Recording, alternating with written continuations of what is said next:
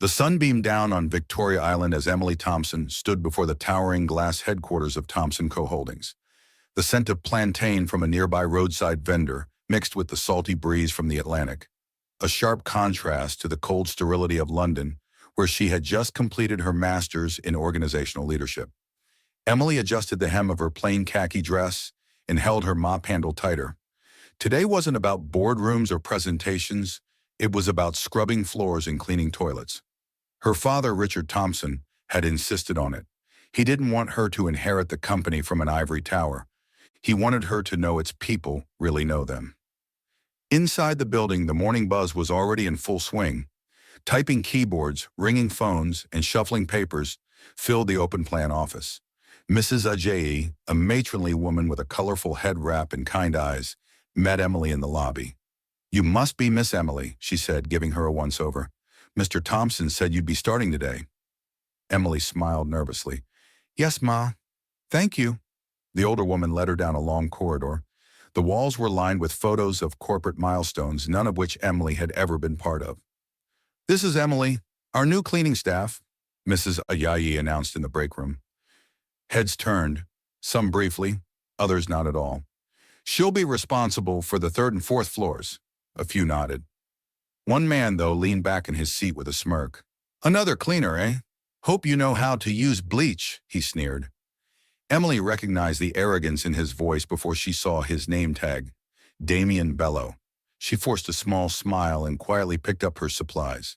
This was why she was here, not for praise, but to see how people treated those they thought were beneath them.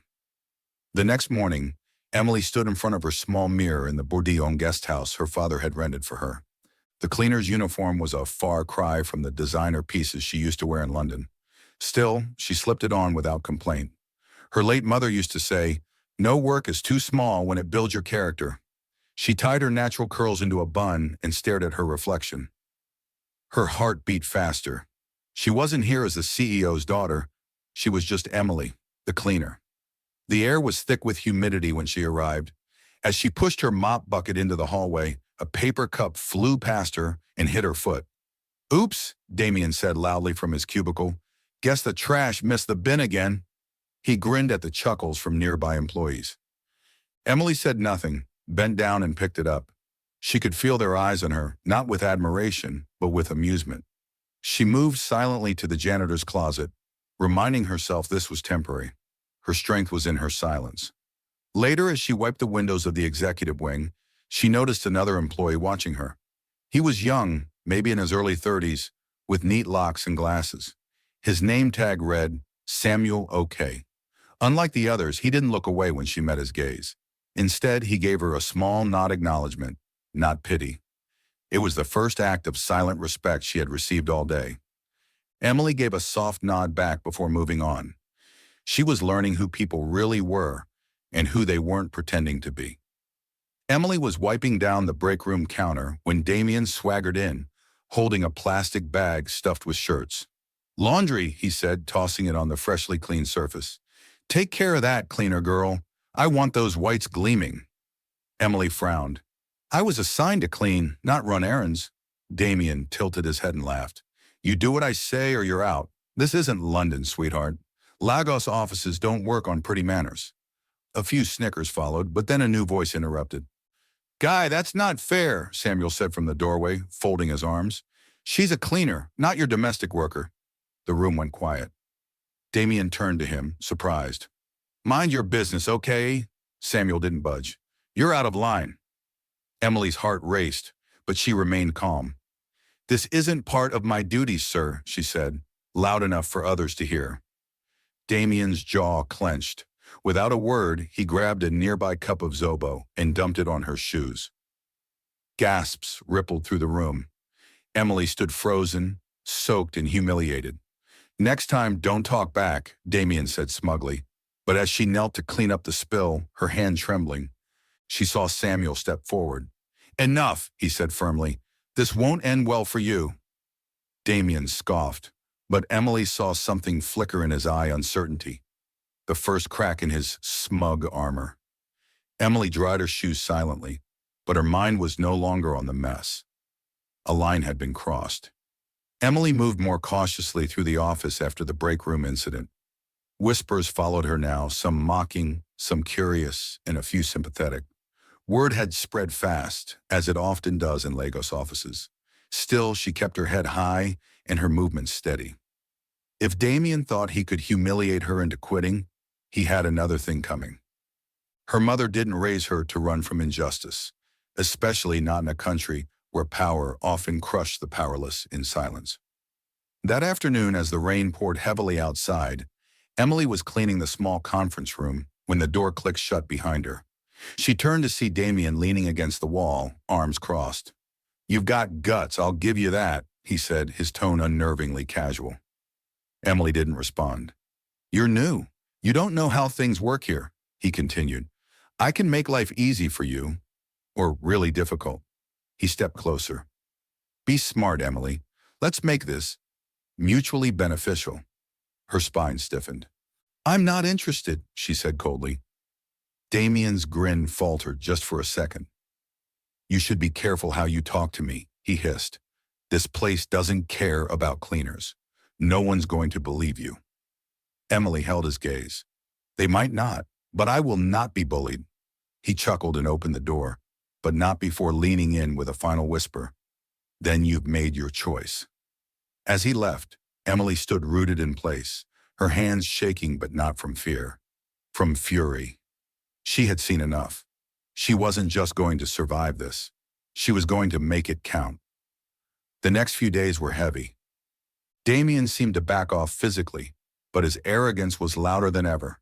He laughed too loudly, barked orders at interns like a colonel, and exaggerated his role in front of upper management. Still, Emily noticed subtle shifts in the office. Some staff, especially the younger ones, began avoiding Damien. Others whispered about him when they thought no one could hear. Samuel remained distant but alert, occasionally checking in with a silent nod or supportive glance. One afternoon, Emily overheard something while dusting near the elevators. Two junior accountants were chatting near the water dispenser. "That guy's been running his mouth again," one said. "Said he's close to Mr. Thompson, even hinted he might become deputy director." The other laughed. "With all the crap he pulls, he won't last long." Emily ducked into a corner, absorbing the information. It was clear Damien was overreaching. That gave her hope. People were paying attention even if they weren't speaking up yet. Later that evening, she sat alone in the janitor's closet, jotting down her daily notes. Every insult, every unethical act, every person who laughed or stayed silent. She wasn't just enduring this anymore. She was documenting it. One day soon, the truth would matter. But she needed the right moment and the right person to stand beside her. She looked at the paper and underlined a name. Samuel O.K. It was a Monday morning, and rain had just stopped falling in the sheets over Lagos Island. Inside Thompson Co-Holdings, the mood was unusually tense. The announcement of a full staff meeting had come out of nowhere. Rumors swirled new management, budget cuts, perhaps even mergers. Emily, dressed in her uniform, stood by the door of the conference hall as the staff trickled in, some still holding their coffee, others adjusting ties. Damien walked in last, his swagger louder than ever. He spotted Emily and smirked. "Wrong room again, cleaner girl," he said loudly. A few chuckled. "This is for the big boys."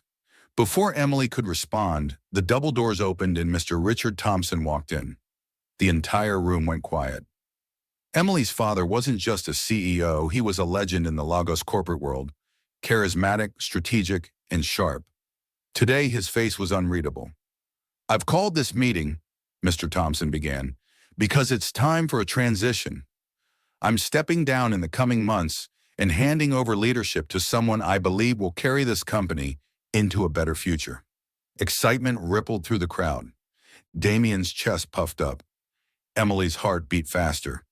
"Before that," her father continued, "I want to introduce someone to you all." He gestured toward the back. "Emily, please step forward." Gasps filled the room as she walked forward, still wearing her cleaner's uniform. Damien's smile faded instantly.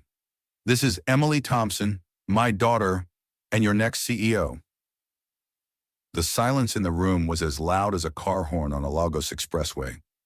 Eyes widened, jaws dropped, and Damien's confidence evaporated right in front of everyone. He stood motionless, his mouth slightly open. What? He finally stammered her.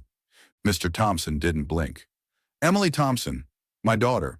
She has a master's in organizational leadership, certifications in ethics and corporate governance, and has spent the last month here undercover. Whispers broke out like wildfire. Emily stood tall, even though she was still dressed like a cleaner.